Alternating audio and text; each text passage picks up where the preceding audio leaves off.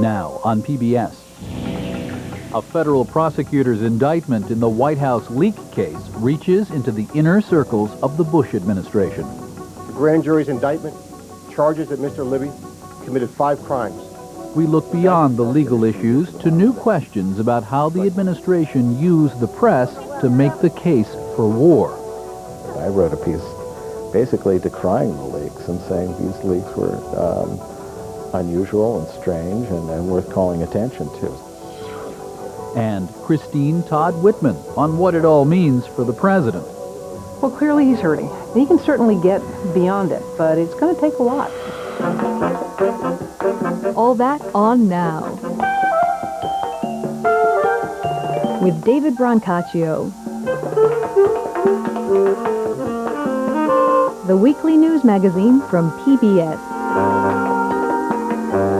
Funding for Now has been provided by the Orphala Family Foundation, the Park Foundation, the Nathan Cummings Foundation, the Town Creek Foundation, the William B. Weiner Jr. Foundation, and by contributions to your PBS station from viewers like you.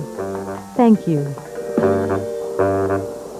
Now, from New York City, Public Broadcasting's David Brancaccio. Welcome to Now. One indictment today. It is Louis Libby, Chief of Staff of Vice President Dick Cheney, one of the Bush administration's most powerful figures. The charges are all felonies, 2 of perjury, 2 of making false statements, and 1 of obstruction of justice. Libby today resigned. The special prosecutor is not ruling out future charges against others in the CIA leak case. All this is a problem for the White House, high on the Richter scale.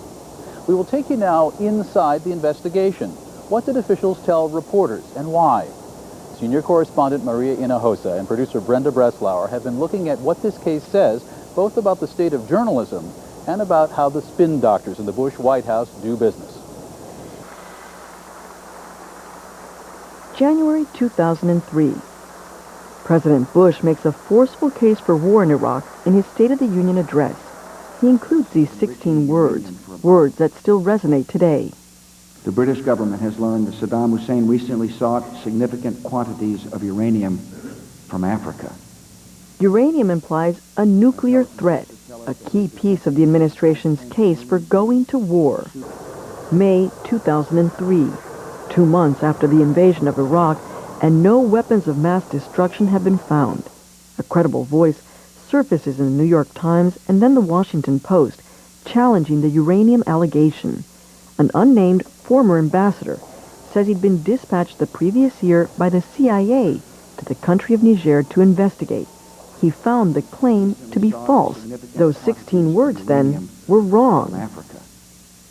Today, more than 2.5 years into the war in Iraq, the tale of what happened to this whistleblower has reopened debate about the larger story of how this administration worked to market and protect its case for war. And where was the media? Was the public's watchdog too complacent in the face of White House spin? They should have been much more skeptical. And they weren't at a time when it was meant life and death. Can you define that a little bit more? Legendary reporter Helen Thomas has been watching the White House spin for more than 40 years. Talk about the talking points that you've seen used by this administration. What makes it different than other administrations? Distortion of history in the biggest way, even when the facts are contrary. We know who invaded Iraq, and we know the reasons they gave, and none of the reasons turned out to be true. Case in point, Iraq's alleged nuclear threat. Many of us are convinced that Saddam Hussein will acquire nuclear weapons fairly soon. He is aggressively pursuing nuclear weapons. We don't want the smoking gun to be a mushroom cloud. We cannot wait for the final proof, the smoking gun, that could come in the form of a mushroom cloud. The nuclear issue. This was a central part of the administration's case. Michael Isikoff is an investigative reporter at Newsweek magazine. It was being pushed very vigorously by the vice president and the vice president's office, the idea that Saddam was reconstituting its nuclear program. According to the Washington Post, the escalation of nuclear rhetoric, including the term mushroom cloud, coincided with the formation in August 2002 of the White House Iraq Group, a little-known task force charged with educating the public about the alleged threat from Saddam Hussein. Among its members, Bush's senior political advisor, Karl Rove, Cheney's chief of staff, Louis Scooter Libby, communications guru Karen Hughes, and then National Security Advisor Condoleezza Rice.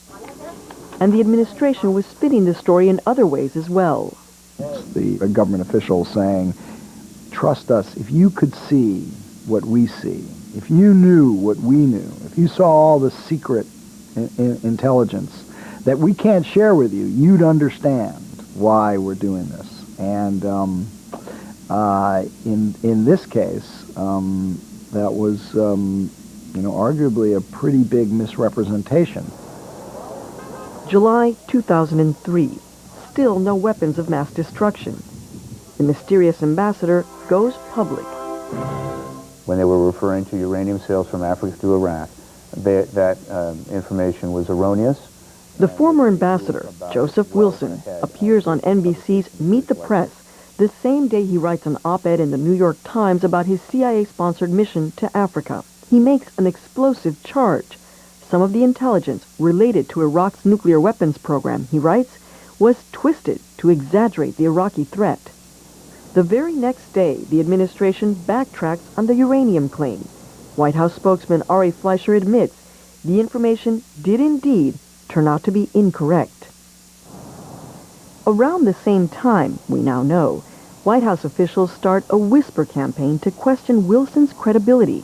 The subtext, Wilson's trip was a boondoggle arranged by his wife. Conservative columnist Robert Novak is the first to publish. He reports that Wilson's wife, Valerie Plame, worked for the CIA. Two senior administration officials told me, Novak writes, Wilson's wife suggested sending him to Niger to investigate. It turns out that Wilson's wife was working undercover at the CIA. It also turns out that there's a law making it a crime for a government official to knowingly disclose the identity of a covert CIA agent. Somebody leaked the name of a covert operative who shouldn't have. A political firestorm ensues.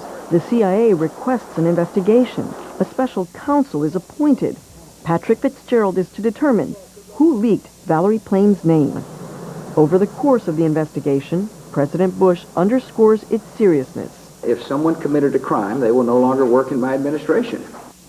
But behind the scenes, a message has gone out to Wilson and others like him.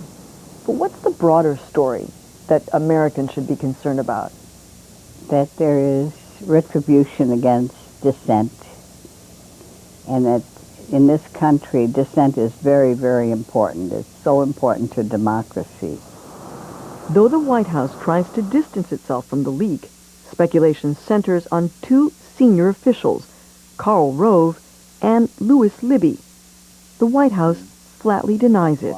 I spoke with them so that I could come back to you and say that they were not involved. I had no doubt of that in the beginning, but I like to check my information to make sure it's accurate before I report back to you, and that's exactly what I did. You're saying categorically those individuals were not the leakers or did not authorize the leaks? That's correct. Did you believe him? Yes, I did. Because I thought he went to them directly. Obviously, they wanted to clear the deck. You don't stand at that podium, which is most hallowed ground almost. It's the official podium. It tells the American people, the White House, the president is speaking. It seems to me you don't abuse that podium. I believe him, yes. Even Karl Rove denies he's involved. No. Good morning. But a few reporters know otherwise. Time magazine's Matt Cooper had been on the receiving end of that whisper campaign about Wilson's wife. He writes an online article and makes a promise that many journalists make to protect his source's identity. You are protecting a high-level political operative in the Bush administration who many people say was using you to spin a story. Well, first of all, I don't think I was spun. I wrote a story called A War on Wilson, And rather than, unlike Robert Novak, who served as a kind of transmission belt for the leakers and simply, leaked whatever disparaging thing he heard, I wrote a piece basically decrying the leaks and saying these leaks were unusual and strange and worth calling attention to. The special prosecutor, Patrick Fitzgerald, wants Cooper to testify before the grand jury about his government sources. Cooper is set to go to jail rather than comply. This is a sad day for, not only for journalists, for our country. And I got up that morning and I put on a kind of cheap pair of shoes because I wasn't sure I'd get them back, and I said goodbye to my 6-year-old. And my wife was supportive of what I had to do. I hope that doesn't reflect badly on the state of my marriage, that she was more than willing to have me go to prison, but she was. Time Incorporated fights the subpoenas all the way to the Supreme Court and loses. So the company turns over Cooper's notes and emails to the prosecutor.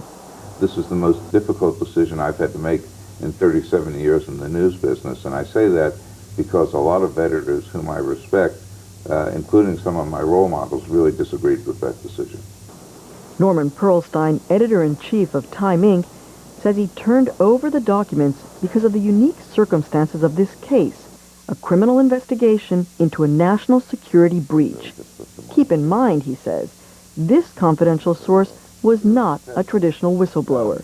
A confidential source who gives you information and who puts his or her livelihood, possibly his or her life, his or her reputation on the line in order to give information to the media that is in the public interest is someone who clearly deserves confidential source status. I think it's a somewhat different question whether the president's political advisor trying to shoot down a column by a whistleblower deserves the same kind of legal commitment. In fact, that advisor, Cooper's source, turned out to be none other than Karl Rove.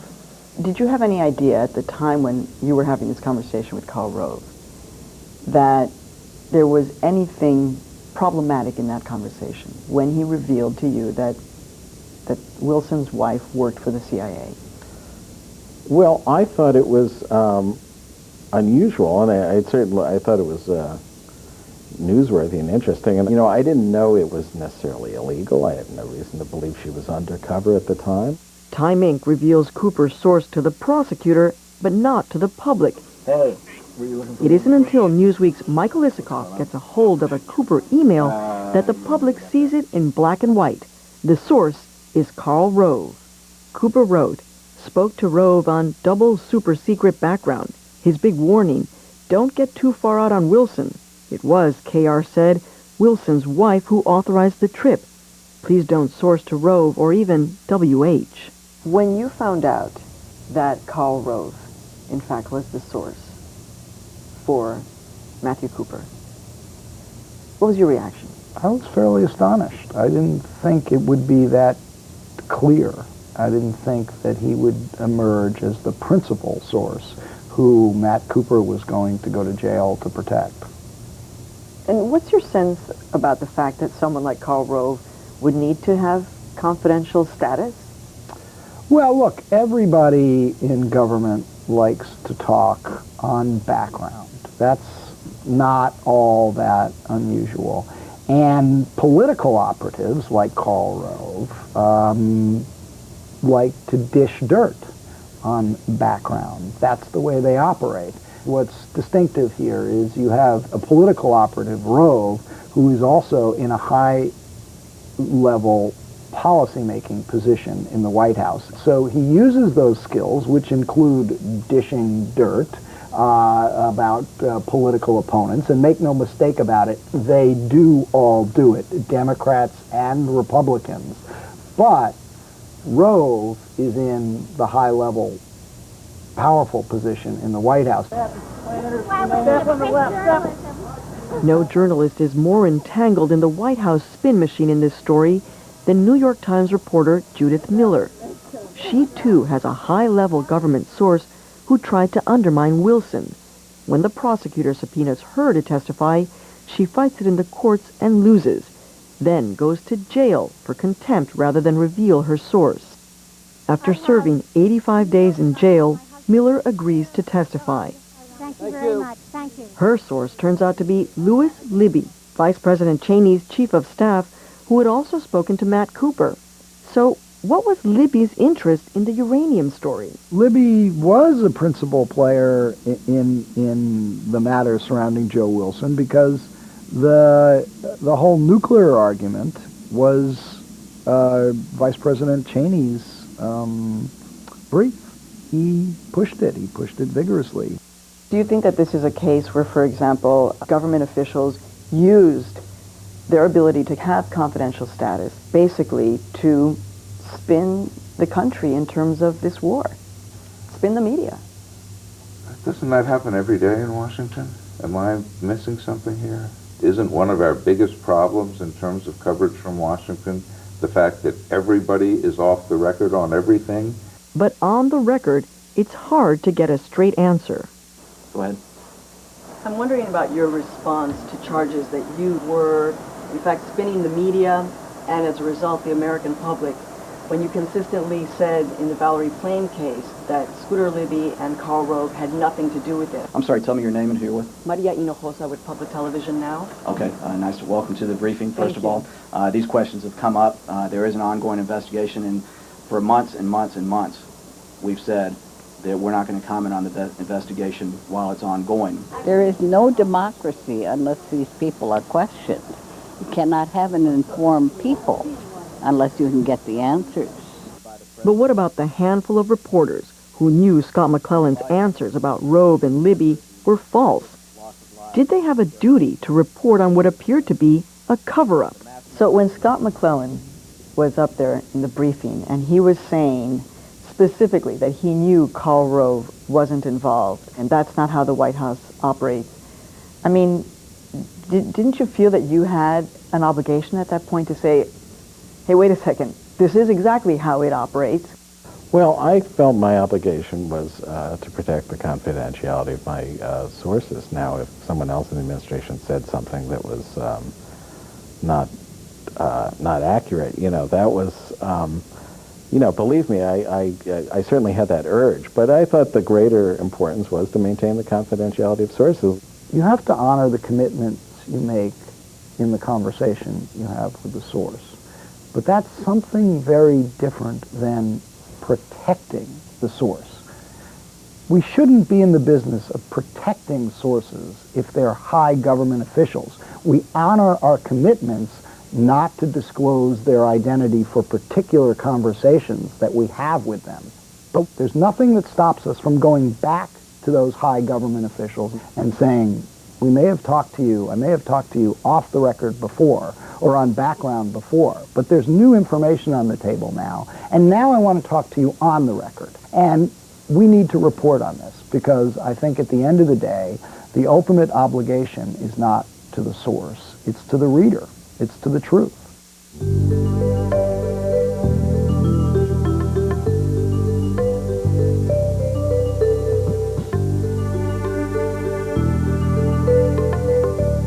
Once again, from New York City, Public Broadcasting's David Brancaccio. It's been a tough week for the Republican Party. Not only has the White House been preoccupied with the special counsel's investigation, but Harriet Miers, the president's controversial Supreme Court nominee, withdrew her name after it became clear that she faced an uphill battle for confirmation by the Senate. What's unusual about that is that many of the senators opposing her nomination were from the president's own party. Here with us to try to shed a little light on what's up with the ruling Republicans is a member of that party, the former governor of New Jersey and regular contributor to Now, Christine Todd Whitman. Governor Whitman, good to see you. Good to see you again, David. All right, so one indictment, Vice President Dick Cheney's sidekick, Louis Libby. Now, is this all going to blow over for the White House? No. They sincerely wish it would, but it's not. This is going to go on for a while, and that's the worst thing that can happen for the White House. They're going to want this over with as quickly as possible to be able to refocus America's attention on other issues. But it's going to be there for a while, and they've got their other problems on the Hill with the Harriet Miers nomination. You've got problems with leadership on the Hill that are being alleged, and it's just not a very good time for them right now. All sorts of shenanigans and allegations. I'll tell you what, former House Majority Leader Tom DeLay wrote a letter yesterday to supporters, and he said it's all linked, the allegations of financial impropriety involving Senate Majority Leader Bill Frist and the Fitzgerald investigation. His quote to his constituents, "We are witnessing the criminalization of conservative politics." What do you make of that?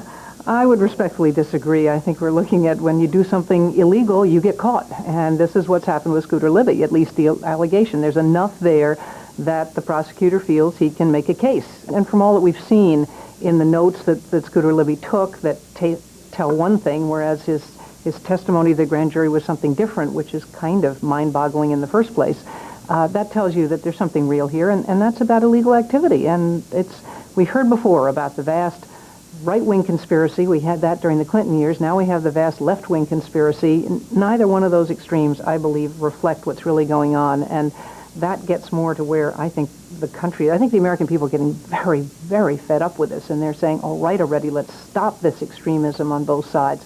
We need to get back to a center where we can talk to one another, we can agree to disagree, but do it civilly, and we can start to move policy forward. But here's the thing. I mean, the Harriet Miers nomination didn't even get into the Senate Judiciary Committee, and many see that as a great victory for President Bush's far right wing. It's a victory for the right wing, not your moderates. No, it was a victory for the right wing, and no question about it, but at what price?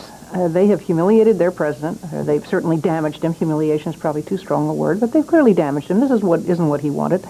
They are showing their strength, but in a way, they objected to Harriet Miers, and they were very clear in the beginning as to why. At the end, they were saying it was qualifications, but clearly it was because she wouldn't give them assurances that no matter what the facts of the case brought before her, as she sat as a justice on the U.S. Supreme Court, she was always going to decide one way.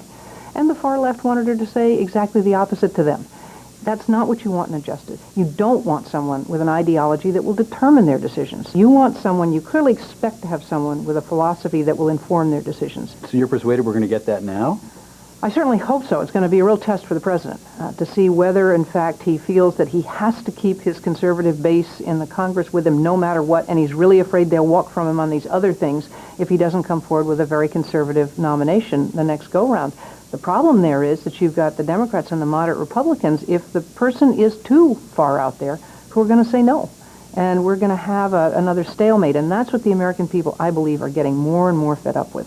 They're saying, we've got to move things forward. They applauded, really, those 14 senators, 7 Democrats, 7 Republicans, that came together over the summer to stop the nuclear option on judicial nominations.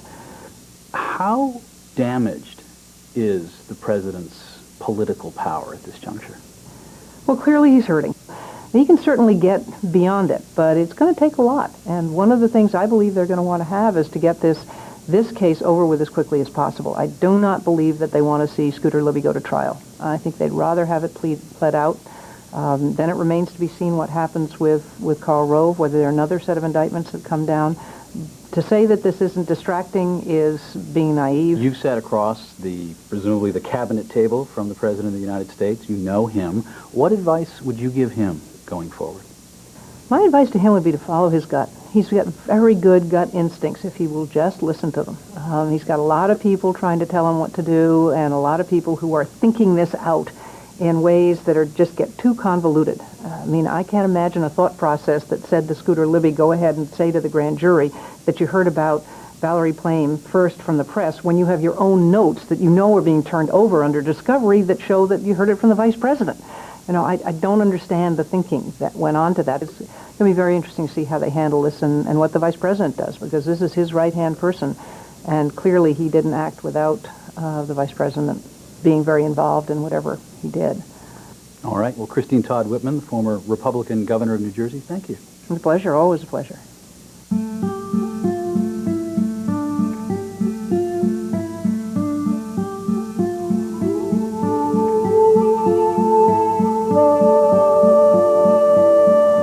Next week, PBS turns its attention to global health with a 6-part documentary called RX4 Survival, a Global Health Challenge. It's over 3 nights beginning next Tuesday. You can check your local listings for times. And next week on Now, we'll ask a former president for a report card on how America is doing when it comes to global health.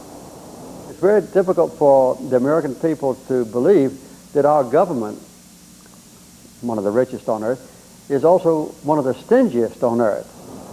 And that's it for now. From New York, I'm David Brancaccio. We'll see you next week.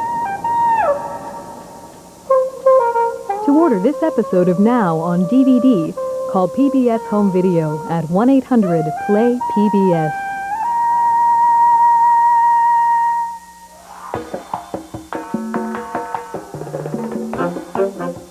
Connect to Now online at pbs.org. Read more about how the media has covered the White House. See what White House officials have said about the CIA leak. Hear more from Christine Todd Whitman. Connect to Now at pbs.org.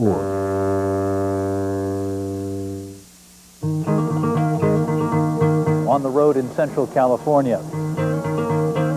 Now on PBS with David Brancaccio. I'm reporting from St. Thomas, Pennsylvania. On the road every week, taking on the issues that matter to you, where you live. Welcome to Cincinnati, Ohio. When I say the word Philadelphia, what do you think of? Get Now whenever you want. Sign up for our podcast at pbs.org.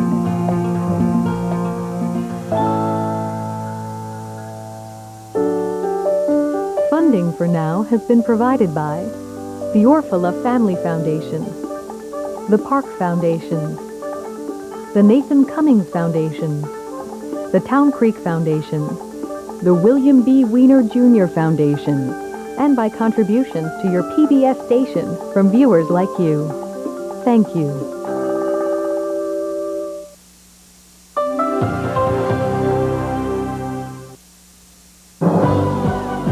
We are PBS.